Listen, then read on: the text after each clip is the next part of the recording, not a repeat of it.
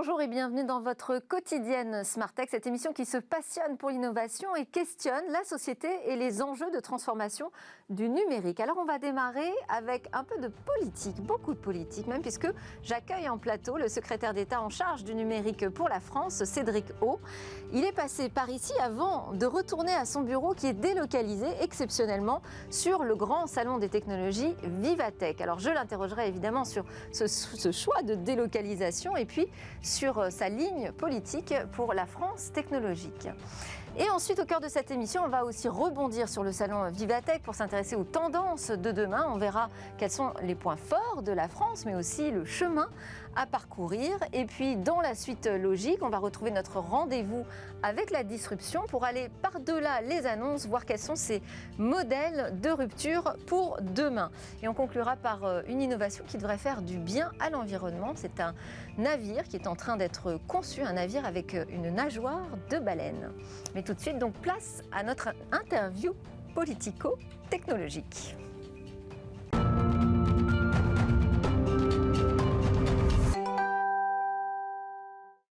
Interview politique, je disais bonjour Cédric O, mais on va parler de politique de technologie, en fait de la stratégie de la France. Alors je rappelle que vous êtes le secrétaire d'État chargé de la transition numérique et des communications électroniques. Et je le disais en introduction, vous avez décidé d'installer votre bureau là pendant 3 jours sur le salon Vivatech. Alors déjà, pourquoi ce choix ?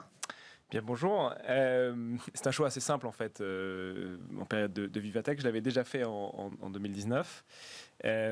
C'est un peu du go-to-market, si je puis me permettre cela. Non, c'est là que tout se passe en ce moment. Tout le monde est à Vivatech. Il y a énormément de... Bon, d'abord, moi, par nature et par fonction, j'y passe beaucoup de temps. J'ai beaucoup de gens à voir. C'est aussi l'occasion pour pas mal de gens qui viennent à Paris, parce qu'on a de plus en plus d'entrepreneurs dans toutes les régions, ceux qui se trouvent là et qui donc peuvent passer me voir. Et donc, effectivement, pendant les 3 jours... On n'a pas besoin de prendre rendez-vous, voilà, Cédric O, pour vous voir à Vivatech. Alors, le programme est quand même assez chargé, mais voilà, j'y suis pendant les 3 jours, donc mercredi, jeudi, vendredi. Et voilà, donc ça permet d'aller à la rencontre et puis d'être sur place, et puis de sentir un peu aussi, parce que comme j'ai beaucoup de rendez-vous, donc du coup, je passe par les allées, donc il y a un peu de hasard, de rencontres au hasard. Et alors, quels sont les grands rendez-vous que vous vous êtes fixés là sur le programme de Vivatech ?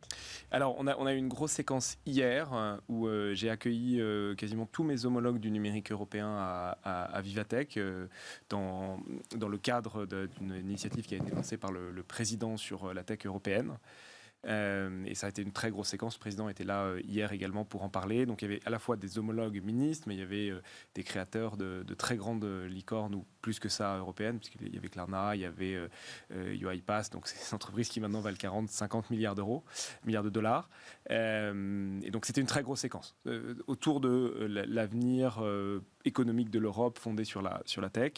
Et puis là tout à l'heure j'aurai une séquence africaine, il y aura des séquences environnement. Voilà, on va aborder un peu tous ces sujets qui tournent autour du numérique dans ce contexte de Vivatech qui est assez enthousiasmant, il faut bien le dire. Et puis il y a un peu d'appétit dans le sens où c'est la première fois qu'on se revoit physiquement, et je pense que ça participe aussi de l'enthousiasme qu'on ressent dans le salon. C'est vrai, alors vous parlez de la dimension européenne aussi du salon, et même internationale, puisqu'on aura des speakers un peu du monde entier. On peut citer Tim Cook, mais on peut aussi citer ceux qu'on va entendre cet après-midi, comme Mark Zuckerberg ou encore Nick Clegg qui va s'exprimer sur les questions de régulation. Alors, quelles sont vos attentes à ce sujet ? Alors, d'abord, il y a un agenda très important de l'Europe en matière de régulation. Ouais. Régulation économique, notamment sur un marché qui, il faut bien le dire, est de peu près de nature oligopolistique. Régulation des contenus, on voit à quel point la haine en ligne, c'est important. Il y a à cet égard-là 2 textes très importants qui sont en discussion au niveau européen. La France, qui prendra la présidence du Conseil de l'Union européenne au premier semestre 2022, a la volonté de faire aboutir ces 2 textes qui peuvent vraiment changer la donne. Donc Digital Market Act et Digital Services Act. Mais j'insiste sur un point sur lequel le président a beaucoup insisté hier, c'est que oui, il faut réguler, mais il ne faut pas que l'Europe soit uniquement de la régulation. Et on ne peut pas avoir les États-Unis avec les GAFA, les Chinois avec les BATX et l'Europe avec le RGPD. Sinon, la fin de cette histoire n'est pas une bonne histoire. Et donc, c'est aussi pour ça qu'on a fait cet événement hier. C'est qu'on voulait mettre l'accent sur l'innovation. On peut créer un véritable marché écosystème européen du numérique. Et donc, on va avancer sur ces deux jambes. Régulation, c'est indispensable. Le numérique doit être régulé de la même manière que la vie réelle est régulée. C'est aussi un sujet d'acceptabilité pour nos concitoyens. Mais innovation, parce que si on va être au rendez-vous économique et pouvoir répondre aux défis qui se posent à nous, sociaux, économiques, environnementaux, on a besoin d'innover plus et de rattraper le retard européen en la matière. Alors juste pour terminer sur cette partie régulation, avant de parler plus du business, quand je demandais vos attentes, est-ce que c'est l'occasion de faire œuvre de pédagogie? Parce qu'on a vu un Tim Cook, par exemple, qui s'inquiète du DMA. Alors, de pédagogie, oui. Plus à l'égard de nos partenaires européens avec lesquels on est en négociation qu'à l'égard des grandes entreprises numériques qui, je crois, connaissent très très bien les régulations. D'une certaine manière, il est un peu normal qu'elles s'en inquiètent. On voit aussi qu'on a la même dynamique aux États-Unis. La nomination de Lina Khan hier ou avant-hier, je ne sais plus, à la tête de la FTC, c'est quand même une partisane extrêmement engagée d'une régulation très forte des grandes entreprises du numérique. J'ai, à titre personnel, très régulièrement des échanges avec les différents représentants des grandes entreprises américaines du numérique. Nick Clegg, vous travaillez avec eux? Exactement. Nick Clegg, j'ai fait une visio avec lui il y a 2 semaines. On ne peut pas dire qu'on ne soit d'accord sur tout, ça serait une erreur. C'est le directeur des affaires publiques de exactement. Facebook. C'est l'ancien vice-premier ministre du Royaume-Uni qui est devenu, qui maintenant gère toute la relation avec les gouvernements de Facebook. Il y a des sujets sur lesquels on est en désaccord, mais on ne peut pas dire dans le même moment, on estime qu'il y a une situation oligopolistique qui pose des problèmes économiques, de concurrence, des problèmes démocratiques, et considérer qu'on ne peut pas toucher d'une certaine manière au business de ces entreprises-là, dès lors qu'il y a une situation oligopolistique qui pose problème. Et on ne le fait pas parce qu'elles sont américaines. On le fait parce que c'est ce business model-là qui pose problème et la taille qui pose problème. Et alors face aux GAFAM, on a aussi une stratégie sur le cloud, puisque le gouvernement a annoncé sa stratégie nationale sur ce sujet. C'est une façon de dire on va opposer aux géants actuels de nouveaux géants ?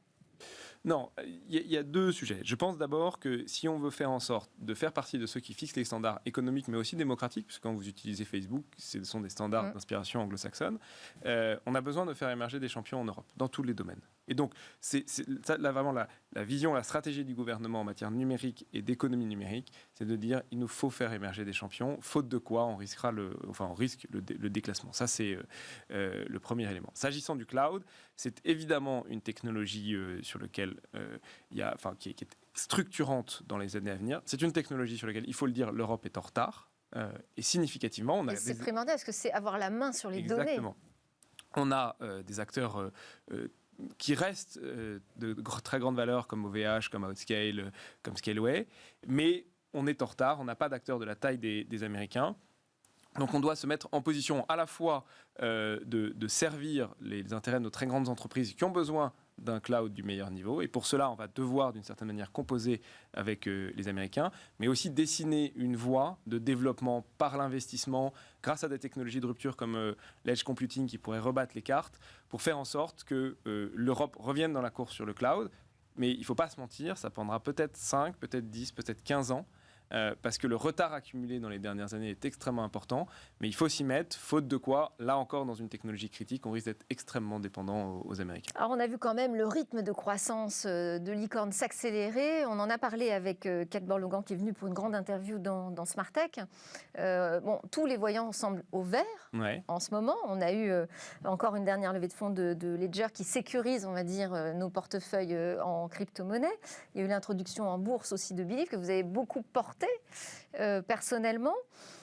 Est-ce que ça va suffire ou pas? Parce qu'en fait, Kate Borlogan nous dit aussi, au niveau français, c'est bien, mais ça ne suffira pas, il faut penser Europe. Bon, d'abord, c'est effectivement super. Et il y a eu des réactions à ce sujet.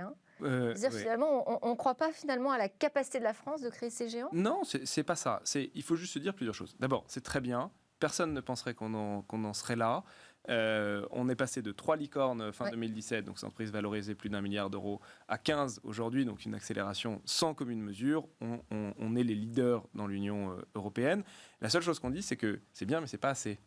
Et donc, il faut se féliciter, prendre 1 minute, se féliciter, et l'instant d'après, se dire qu'on reste quand même significativement derrière les Américains, que les fonds investis dans l'Europe entière sont significativement derrière ceux des Américains, et que les Américains, qui sont déjà devant nous, sont inquiets de leur déclassement par les Chinois. Alors que devons-nous penser ? Donc l'ambition, c'est de dire, on a réussi quelque chose au niveau français, mais au niveau du marché, au niveau du capital humain, des capitaux financiers, on doit réussir à faire la même chose au niveau européen. Par exemple, l'initiative TIBI qu'on a menée pour attirer de l'argent des investisseurs institutionnels traditionnels vers le capital risque. Si on le fait au niveau européen, on peut créer peut-être 5 ou 10 fonds européens de capital risque d'1 milliard d'euros qui vont venir soutenir cette indépendance et cette croissance de l'écosystème européen. Et donc, c'est super. C'est une très belle réalisation. Je ne vais certainement pas dire le contraire, ce d'autant que ça doit beaucoup à certaines réformes du gouvernement. Mais on n'est pas du tout au bout du chemin. Il faut continuer. L'objectif n'est pas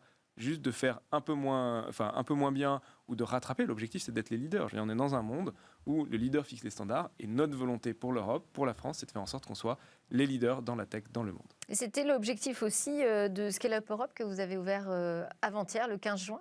Exactement. Scale Up Europe, en fait, c'est une initiative du président de la République qui a demandé à entre 100 et 200 entrepreneurs européens, investisseurs européens, patrons de l'innovation dans des grands corporates européens, qu'est-ce qu'on doit faire, de quoi vous avez besoin pour rattraper les Américains, en quelque sorte. Et donc, ils ont fait une petite trentaine de recommandations dans différents secteurs, que ce soit l'attraction des talents, le financement, la deep tech, la relation start-up grand groupe. En disant, voilà, on a besoin d'un certain nombre de choses, un marché des capitaux européens, un visa européen pour les talents technologiques, un certain nombre de cadres pour orienter l'épargne des Européens vers les entreprises du numérique européennes. Ils nous ont présenté au président ainsi qu'à tous les ministres du numérique européen que j'avais réunis hier à Paris. Et maintenant, voilà, il va falloir qu'on se mette en position d'appliquer ces recommandations. Elles ne sont pas toutes faciles à appliquer. L'immigration, par exemple, c'est du domaine national. Mais c'était très important parce que ce n'était pas du tout que des Français. C'était vraiment des entrepreneurs européens qui ont fait des très belles entreprises, mais il y avait des Espagnols, des Suédois, des Allemands, des Italiens. C'était important, voilà, qu'ils puissent se mettre ensemble. Et c'était presque le message le plus fort, c'était de dire, en fait, on se met tous ensemble, décideurs politiques, institutionnels, institutions, entrepreneurs, investisseurs, et on se dit, OK, on sait qu'on est en retard, on sait qu'on est sur le bon chemin, mais on n'est pas au bout. Donc, qu'est-ce qu'on fait pour aller au bout ? Vous l'avez dit, dans 6 mois à peu près, un peu moins maintenant, il y aura une présidence française de l'Union européenne. Quelle est vraiment l'action qu'il va falloir mettre en œuvre? Quel est le projet le plus important que va porter la France en matière de numérique? Alors, en choisir un, ouais, je sais. C'est compliqué. Non, je pense que, je fais référence à ce qu'on a dit tout à l'heure, la chose la plus importante, enfin le texte le plus important, celui de la présidence française, mais je le vois de mon point de vue de ministre du numérique, c'est le Digital Market Act. C'est la régulation économique de ces très grandes entreprises du numérique. On a eu une régulation de la concurrence qui a été faite fin 19e, début 20e par les Américains, qui est à la base de l'expansion économique qu'on a connue en partant du principe que les oligopoles, les monopoles étaient un problème pour l'innovation, pour la démocratie. Parce qu'il y a des nouveaux business models, parce que dans le numérique, c'est plus la donnée qui compte.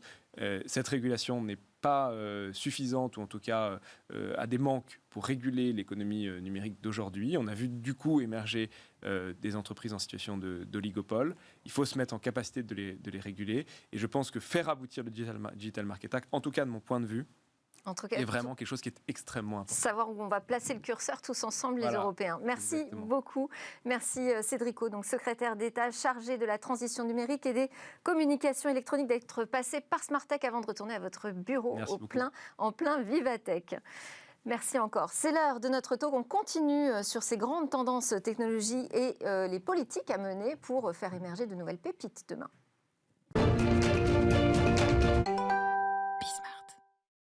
Et donc Paris est transformé en capitale de la tech pendant 3-4 jours. On en parle avec Olivier Vallet, président directeur général de Docapost, qui est la filiale numérique du groupe La Poste. Et Olivier Vallet, vous êtes aussi membre du conseil d'administration et trésorier du Syntec Numérique, le syndicat professionnel français de l'industrie du numérique. Absolument. Et vous vouliez me dire quelque chose à ce sujet? En fait, on a cet après-midi notre assemblée générale et on va annoncer la fusion de 2 grands syndicats, le Syntec Numérique et un autre syndicat qui s'appelle Tech in France, qui vont donner lieu à un nouveau syndicat dont le nom sera dévoilé cet après-midi ou demain, si l'AG, bien sûr, valide cette fusion. Donc c'est une belle annonce et on va avoir un syndicat qui va être en mesure de pouvoir parler d'une seule voix pour représenter toute la profession. Très bien. Bon, j'ai essayé de vous soutirer le nom, mais nous ne l'aurons que cet après-midi. Avec nous également en plateau, Jean-Pierre Valency, responsable des équipes marché financier chez KPMG France, qui a donc publié cette semaine la 3e édition de son Top Tech Tomorrow, un observatoire des French Tech. Alors, vous êtes tous les deux donc exposants en ce moment à Vivatech. DocaPost vient présenter quoi sur un salon comme Vivatech ? Alors en fait, c'est vraiment le groupe La Poste dans son ensemble qui présente l'ensemble de ces innovations.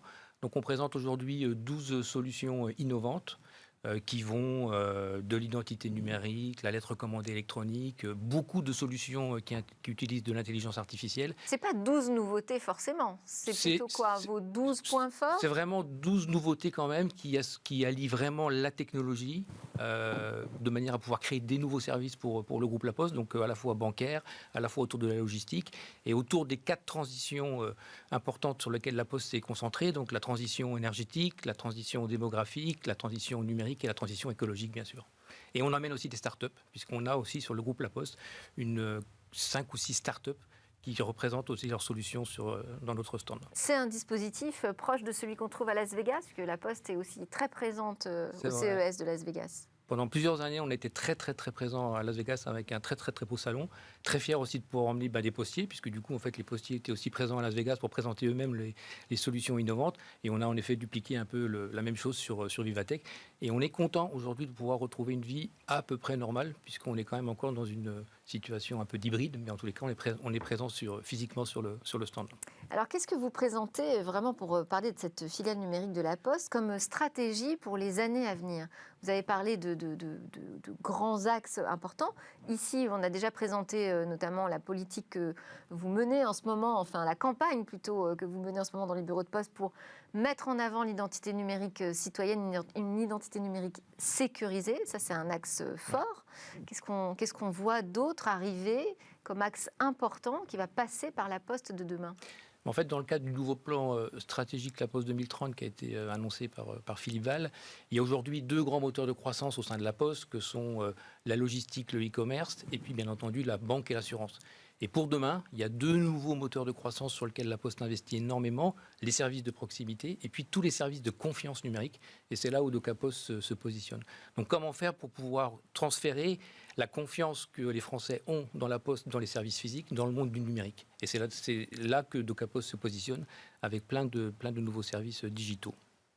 Alors, KPMG, je disais, a dévoilé ces 60 French Tech conquérantes de demain, comme vous les désignez. Qu'est-ce que ça veut dire conquérantes ? Est-ce que c'est les plus performantes en termes de résultats, de levée de fonds ? Quel est le critère ? Comment on reconnaît une start-up de demain ? Alors, Delphine, on regarde plusieurs critères, pas seulement le montant de la levée de fonds annuelle. D'ailleurs, pour certaines, elles n'en ont pas levé au cours de 2020. En revanche, ce sont des critères d'audace, de conquête à l'international, de conquête de nouveaux clients, de capacité effectivement à attirer des talents et à attirer les investisseurs, bien entendu. Et vous avez étudié combien de start-up pour faire votre sélection ? Alors, au total, plus de 600. Ce qui représente en soi un enseignement, puisque c'est 2 fois plus qu'en 2017 et 20% de plus que l'an passé. Ce qui veut dire que Parce que vous y consacrez plus de temps ou parce qu'il y a vraiment un choix plus difficile à faire ? Il y a un choix plus important à faire. Il y a beaucoup de nouveaux projets. Donc nous, on regarde les startups qui ont levé plus de 3 millions d'euros. Ce qui est en fait un éternel renouvellement.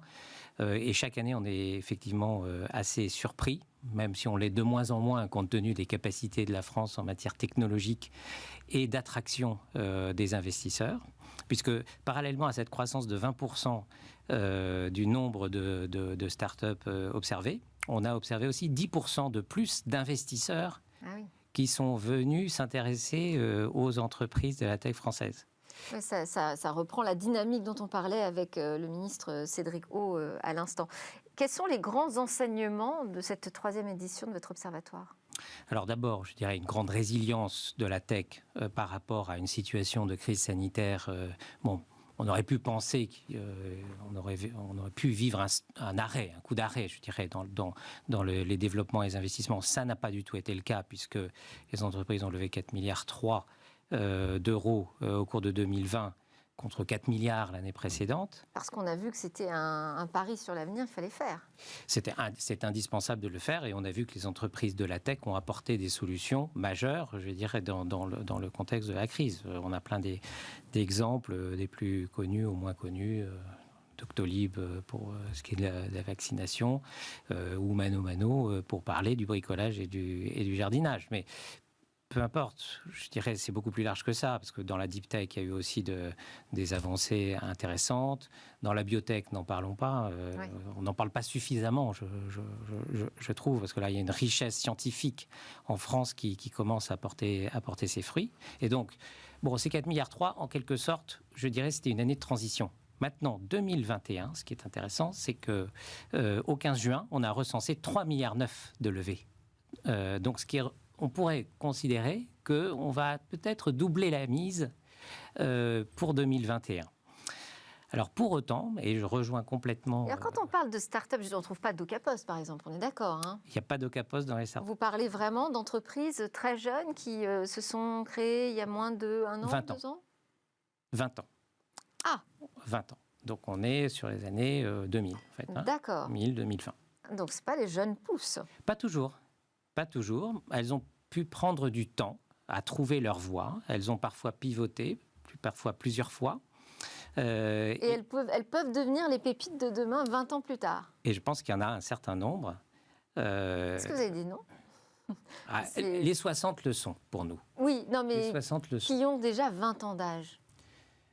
Oui, Believe n'est pas très loin de ça. Il y en a d'autres. Maintenant, bon, je ne crois pas que ce soit tellement... D'accord, non mais c'est juste le critère m'avait échappé.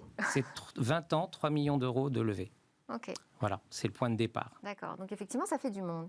Je disais, on ne trouve pas d'Ocapost. Alors, je ne sais pas pourquoi, est-ce que vous ne rentrez pas dans les critères finalement, mais vous travaillez donc sur ce socle de confiance numérique, confiance dans la poste, mais confiance numérique aujourd'hui, on entend souveraineté, on entend les problématiques de cloud, et je sais que vous êtes vous faites partie des membres fondateurs de GaiaX. Comment avance ce projet ?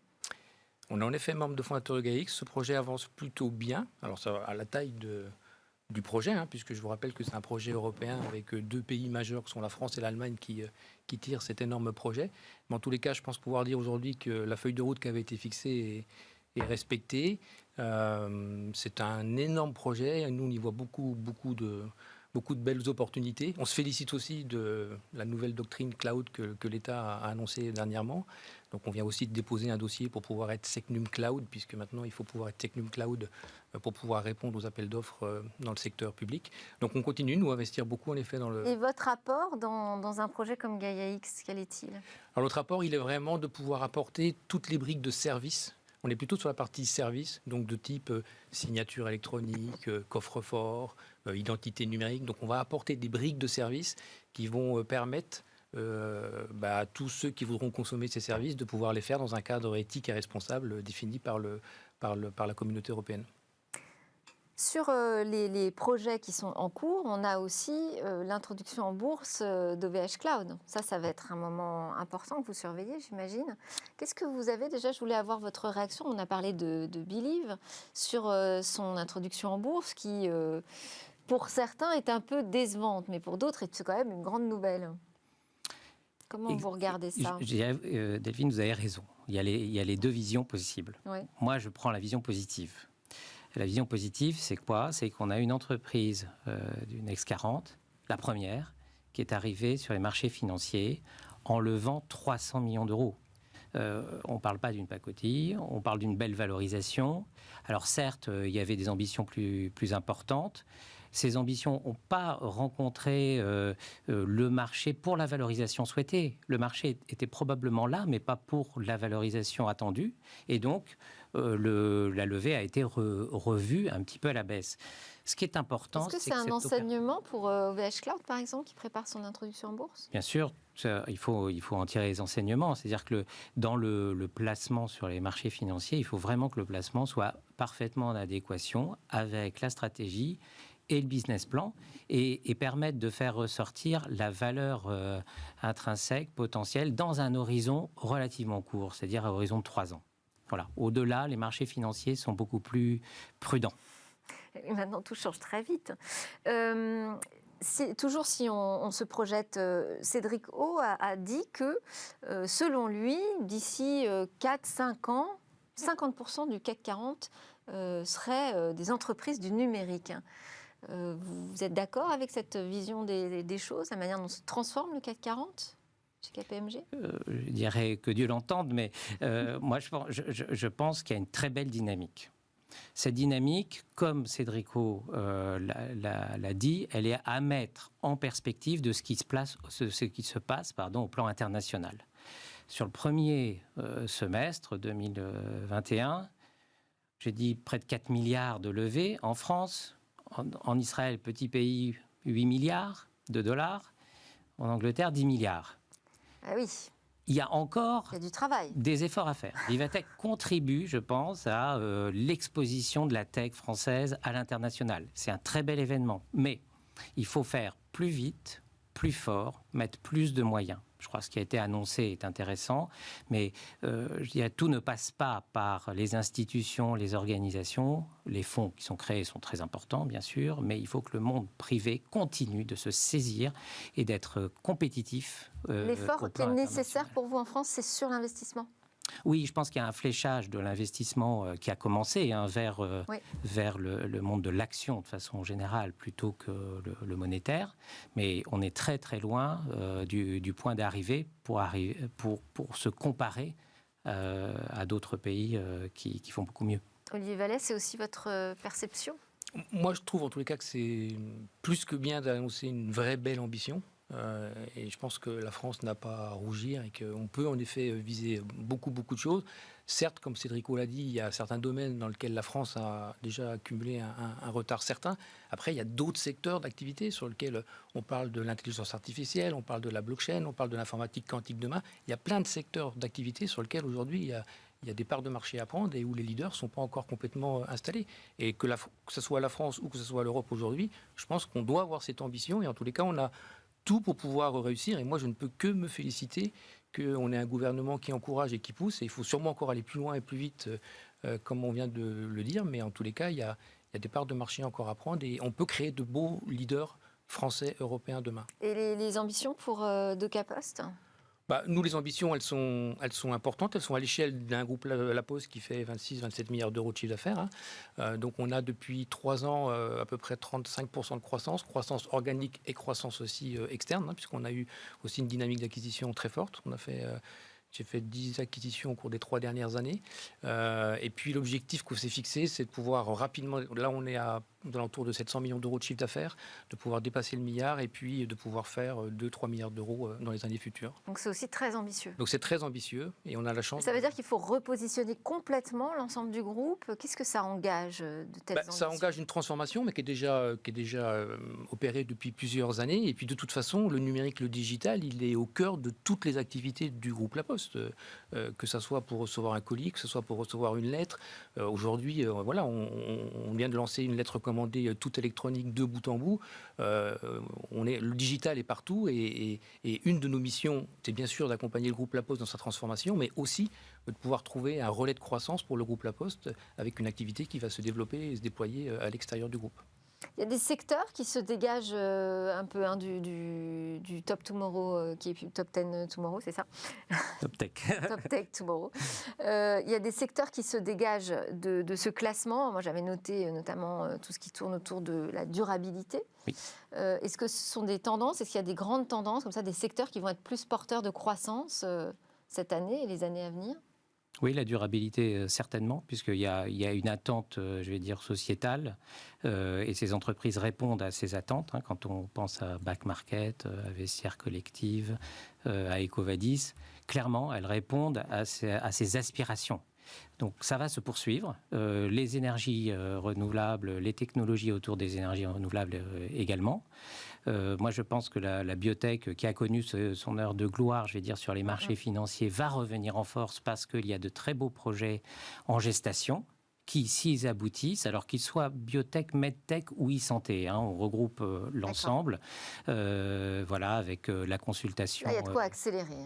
Il y a largement de quoi faire et c'est ce qui se passe. Maintenant, il faut mettre peut-être un peu plus de moyens financiers sur la table pour aller un peu plus vite. Mais les savoir-faire et nos ressources scientifiques sont bien là.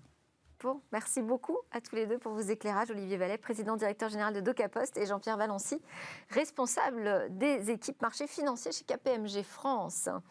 Juste après la pause, on continue d'analyser cette French Tech et ces nouvelles pépites technologiques. On va aller regarder un petit peu au-delà des effets d'annonce et des nouveautés. Quels sont ces modèles qui disruptent l'économie et la société ?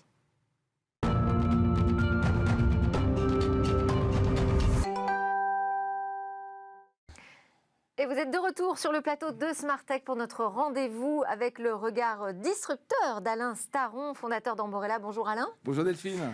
Alors, je sais que vous avez passé la journée dans les allées de Vivatech. Et alors, ma question, c'était, au-delà des annonces, des nouveautés que vous avez pu croiser, est-ce que vous avez trouvé des modèles disrupteurs comme vous les aimez ? Oui, j'ai vu même deux choses. J'ai vu des modèles disrupteurs et j'ai vu des gens qui probablement partaient déjà trop tard. Ah. Bon. On va peut-être commencer par secteur. Ouais. Alors, dans l'aérien ? Dans l'aérien, oui. En fait, ça m'a sauté à la figure, l'aérien.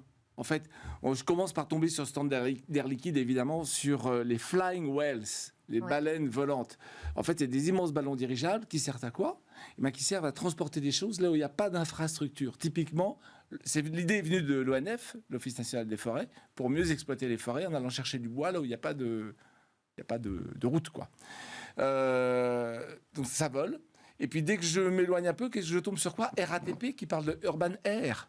Donc on va faire des taxis volants, même en France. Je suis très content. Ils vont voler dès 2024 pour les Jeux Olympiques. Et puis quand même avec un pilote. Et dès 2030 sans pilote. Et là, on commence à rentrer dans le vif du sujet. Juste à côté, il y avait Ehang, le chinois. Et Ehang, ils volent déjà sans pilote. Donc différence de point de vue, différence de réglementation, différence d'ADN, différence de risque-prix. Donc RATP, c'est avec Volocopter, les Allemands, et Ehang, c'est tout seul, et Ehang est déjà opérationnel. Et puis je suis tombé sur le Hollandais, Palvé. Alors c'est une vraie voiture avec un vrai rotor, et donc c'est à la fois son permis de conduire et son permis de pilote. Ils en ont vendu 56. Rien qu'aux Pays-Bas, mais là, ils sont en train d'entraîner les clients parce que les clients ne savent pas voler. Je crains que cette disruption-là, celle de la voiture volante... C'est un petit peu difficile, c'est non ? un peu trop tard. Comme quoi, c'est pas facile. Et puis l'aérien, je terminerai par un truc magique, c'est le cas de le dire. 2 magiciens qui ont monté une boîte il y a une dizaine d'années pour faire léviter les objets. Ça sert absolument à rien, si ce n'est c'est un wow effect quand vous avez dans un magasin une montre Cartier qui est en train de voler, c'était sur le stand LVMH. Et ça montre bien que le mythe de l'aérien est un mythe très présent. Alors, la mode vous a inspiré d'ailleurs. Et oui, parce en quittant cette montre qui volait, je suis tombé sur TAG Heuer. TAG Heuer, montre connectée. Et j'ai réalisé soudain un truc. Moi, ça faisait 20 ans que j'avais plus de montre, depuis que j'ai un téléphone qui me donne l'heure. Et je n'étais pas tout seul. Et puis j'ai appris une montre pour 2 raisons très simples, et apparemment je suis comme tout le monde, la santé et le sport. Et puis en prenant cette montre, j'ai pris goût aux notifications. Et donc maintenant, je retrouve l'intérêt de la montre, pas du tout pour l'heure, mais pour de nouveaux services, un peu comme le smartphone, l'iPhone, c'est autre chose que pour téléphoner. Bien. On est tous en train d'acheter les 3 mêmes montres. Nous avons la même. Et sinon, vous achetez une Huawei, vous achetez une Samsung. Ah non, il y a quand même d'autres marques. Il y a la Withings qui est super aussi. Oui. Mais bon, moi, j'ai dans testé un marché... la Fitbit. Bon, il y a un peu plus de choix. Il y a un peu plus de choix. Mais ce qui vous fait rêver, les montres de luxe, elles sont clairement, qui a apporté plein d'eau au moulin du marketing, étaient un peu en dehors du coup. Oui. Et donc là, c'est Frédéric Arnault himself, le fils de Bernard Arnault, qui a supporté le projet de la montre connectée de TAG Heuer, alors c'est très marrant parce que TAG Heuer, c'est précision, sport, le truc un peu très professionnel, sur une mécanique de précision. Il n'y a plus de mécanique dedans, c'est que l'électronique et de l'informatique. Ils ont monté une équipe pour faire exactement eux-mêmes ce qu'ils voulaient faire. Et l'expression de la montre, elle est toujours dans dans la présentation et aller dans les applis qu'ils développent. Le golf, la natation, là où il y a du sport, là où il faut chronométrer, ils se veulent meilleurs que les autres et leur montrent d'ailleurs à des boutons que tous les montres connectés n'ont pas. Donc c'est une base Android, c'est compatible à Apple et c'est à 1 700 €. Une Apple Watch, ça peut monter à 1 000, 1 200 €, hein, et encore sans le bracelet Hermès. Ça dépend du bracelet. Donc on se rend compte qu'ils viennent coiffer par le dessus les ambitions de luxe d'Apple. Et ça me fait penser à quelque chose, c'est que Apple, comme Samsung, comme tous ces gens-là qui sont dans le virtuel, ces gens-là, qu'est-ce qu'ils ont fait? Ils créent des écrans et tout est dans l'écran. On se coupe un peu du concret. Hein, vous savez, tout ce qui est Apple, c'est très, très elliptique, très léger, très, très discret. Et finalement, on a quand même un peu besoin de concret. Et donc, je vois là un très fort retour des montres classiques dans un business moderne. Pas trop tard, là, vous dites, c'est pas trop Là, tard. c'est pas trop tard. Au contraire de la voiture, un Porsche qui voulait toujours son moteur thermique et qui a mis beaucoup de temps à passer au moteur électrique. Vous voyez, donc, il y a l'ambition, il y a l'image de marque. Qu'est-ce que vous voulez faire et comment vous la traduisez? Alors, toujours chez LVMH, il y a un sac Hermès aussi qui vous a tapé dans l'œil. Oh là là. Alors ça, un sac Hermès moisi. Ah Vous oui. y croyez, vous? Non, j'aurais En fait- bien aimé que vous me le rapportiez puis- d'ailleurs. Pour la prochaine fois. Et, en fait, vu comme ça paraît totalement idiot, sauf que là, à nouveau, les rois du marketing savent raconter l'histoire. Hein. C'est Phil Ross, un artiste, qui, il y a une petite dizaine d'années, cherchait des structures un peu originales. Il a fait pousser des champignons, donc de la moisissure. Il les a fait pousser sur un tissu de coton. Il a habillé des meubles comme ça. Et puis un jour, il s'est dit, finalement, c'est presque aussi beau que le cuir. Et donc, c'est tactilement comme le cuir. Ça a des qualités physiques et mécaniques meilleures. Il le vend au même prix que le cuir. Et il vient de gagner son coup d'éclat. Il vient de réussir à faire un sac chez Hermès. Donc, Super. et donc, qui est évidemment écolo, puisque l'écologie, c'est quand même... Alors, l'écologie, on en parle beaucoup à Vivatech. on parle- C'est la tendance. C'est la tendance, on parle évidemment que de ça. En vrac, et toujours pareil avec mon idée où vont les infrastructures. Vous savez, ces grandes éoliennes avec des grands mâts de 100-150 mètres pour aller chercher les vents en altitude, c'est très laid. Il y a un gars qui dit je vais faire des cerfs-volants plutôt que des grands mâts. Il monte à 200 mètres d'altitude, donc les vents sont encore plus forts et puis on tire sur le câble. Un cerf-volant, ça tire sur le câble et c'est comme ça qu'il fait de l'énergie. Très discret. À l'inverse, vous avez le gars qui met carrément une turbine sur votre toit. Une turbine éolienne, mais alors du coup, c'est pas des hélices, hein, c'est des turbines, donc du coup, ça fait moins de bruit. Et donc, Et il y a une autre tendance, parce qu'on va être à court de temps pardon. pour tout lister dans l'environnement. Il y a une autre tendance, c'est la télémédecine, d'ailleurs, dont on a parlé aussi oui, cette semaine. et là, très belle conversation avec le gars qui revient de l'étranger, c'est pas anodin, et qui dit, moi, quand je suis malade dans la plupart des pays du monde, la première chose qu'on me demande quand j'arrive à l'hôpital, c'est ma carte de crédit. Oui. On ne me demande pas en France. Donc, j'ai un intérêt très fort à faire de la prévention pour pas tomber malade.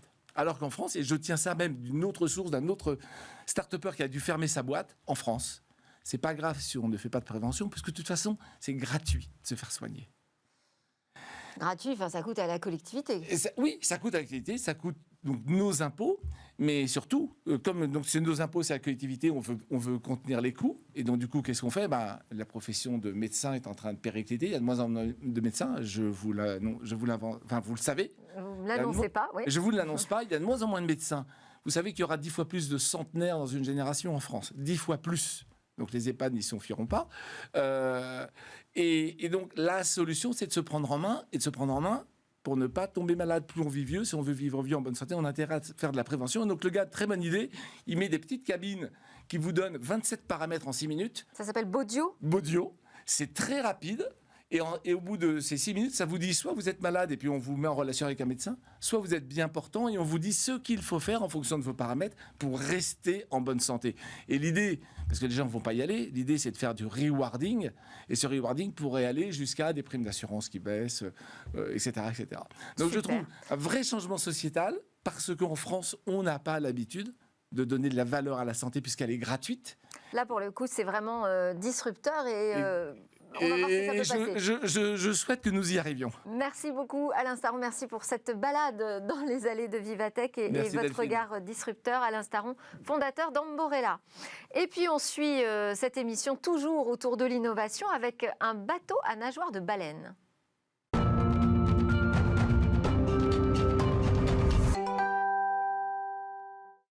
Bonjour Cécilia, aujourd'hui vous nous emmenez sur les mers, les océans, avec une innovation qui devrait faire du bien à l'environnement. Oui, parce que je vous présente une technologie qui s'inspire directement des nageoires des baleines pour propulser des navires. C'est une start-up française qui s'appelle Blue Finds, qui est en train actuellement de mettre au point cette technologie main dans la main avec l'Institut français de recherche pour l'exploitation de la mer. Cette techno, en fait, c'est un foil 2.0. En réalité, un foil, vous en avez déjà vu, Delphine, c'est ce qu'on voit la plupart du temps sur les kitesurf, les foils kitesurf précisément que vous voyez à l'image. De se soulever. Exactement, c'est une aile qui est positionnée et profilée de façon à engendrer dans l'eau une force de portance. Eh bien, cette techno, elle est déjà connue. Ici, on va l'améliorer, la modifier. Et ce qui est intéressant, ce qu'a fait cette start-up, c'est qu'au lieu que ce soit une aile, c'est un bras robotique, un bras articulé plutôt précisément.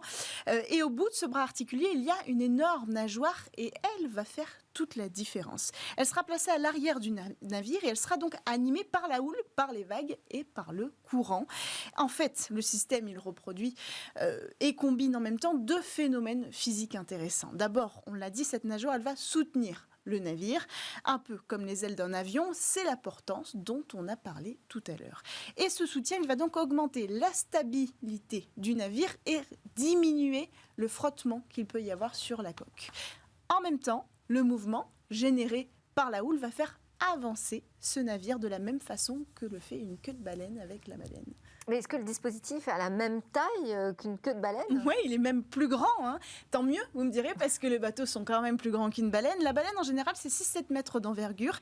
Ici, dans le cas d'un navire de 300 mètres de long, l'appendice pourrait mesurer 25 mètres de long et 10 de large quand même. Précision, le système, il serait rétractable parce que si la mer est calme, l'idée, c'est pas de ralentir avec un dispositif inutile le navire, donc on pourrait le remonter a priori. Et donc cette innovation va permettre d'économiser de l'énergie. Oui, alors d'après les premiers calculs effectués sur les maquettes, on en est encore pas au début, mais on est au milieu du développement de cette technologie. Elle permettrait d'économiser 20 à 30% de la consommation du carburant d'un paquebot de 100 à 400 mètres de long. C'est énorme et c'est important parce que le transport maritime aujourd'hui est responsable de près de 3% des émissions mondiales de gaz à effet de serre. Et ce pourcentage, il pourrait augmenter, passer de 3 à 50% d'ici 2030. Donc un enjeu important. Est-ce qu'on peut imaginer que ce système s'adapte à n'importe quel navire ? Oui, normalement, c'est ce qui est prévu, c'est-à-dire méthaniers, pétroliers, porte-conteneurs et même les navires de croisière. Alors, les tests, ils sont encore en cours, je l'ai dit. Là, on en est au stade des maquettes. Ensuite, on va passer au prototype Grandeur Nature, qui équipera en 2023 le navire et commercialisation prévue en 2024. Merci beaucoup, Cécilia Sévry. Merci à tous de nous avoir suivis. J'espère que vous aurez apprécié cette émission dédiée aux innovations de demain et avec l'interview de Cédrico en ouverture qui a posé ses valises sur le plateau de Smartech avant de retourner à Vivatech. Merci à tous. On se dit à demain. Demain, c'est vendredi avec une grande interview, le débrief de l'actu et le rendez-vous dans l'espace.